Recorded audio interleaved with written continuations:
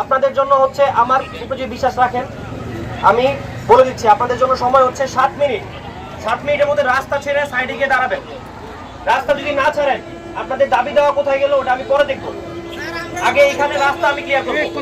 আমার কথা পরিষ্কার, আমি আশা করি 7 মিনিট সময়। 7 মিনিট পরে এখানে যারা থাকবেন তারা আমার ডিরেক্ট আদেশ ভঙ্গ করছেন এবং এই জনভোগান্তি ক্রিয়েট করছেন, এই মানে পানিশেবল ক্রাইমের আন্ডারে আপনারা জেলে যাবেন। আমি আমার কথা পরিষ্কার বলে দিলাম।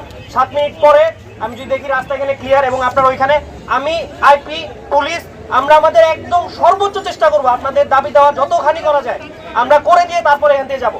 কিন্তু 7 মিনিট পরে যদি আপনারা এখানে থাকেন, রাস্তা যদি ব্লক থাকে, আপনি আমার পক্ষের না, আমি ধরে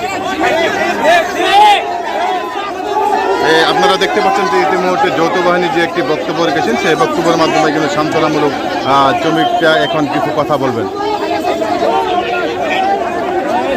এই 7 মিনিটে আমার সাথে কেন কথা বলবেন না, রাস্তা ছাড়ার আগ পর্যন্ত আমি কোনো কথা বলবো না। Thank you.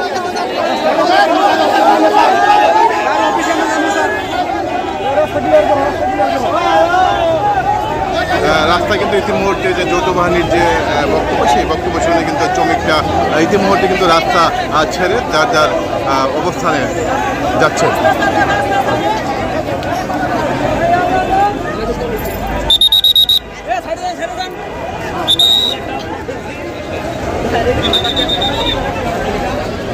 এখন আপনারা দেখতে পাচ্ছেন যে মহাসড়কের যান চলাচল যেগুলো আটকে ছিল আন্দোলনের কারণে, সেইগুলো কিন্তু ক্লিয়ার হয়ে যাচ্ছে।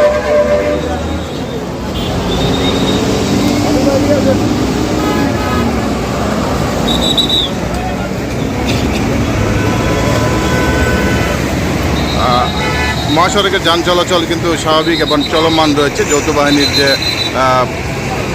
ছিল যেমন সান্ত্বনামূলক তাদেরকে বক্তব্য দিচ্ছে এবং যে গার্মেন্টসের যে মালিক ছিল সেই মালিকটি কিন্তু দ্রুত এনে এই বেতন ভাতার দাবি শ্রমিকদের আশা পূরণের জন্য তাদেরকে এই মহাসড়ক থেকে কিন্তু এই মুহূর্তে সরিয়ে নেওয়া হচ্ছে।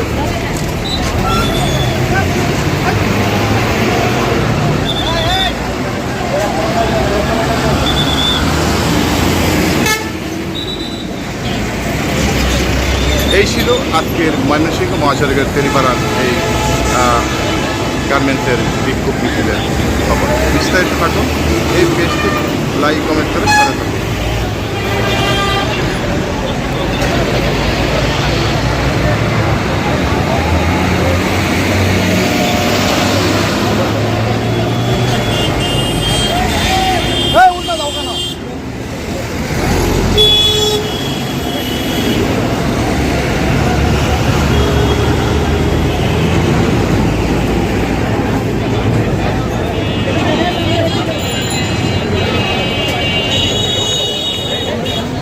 Gracias.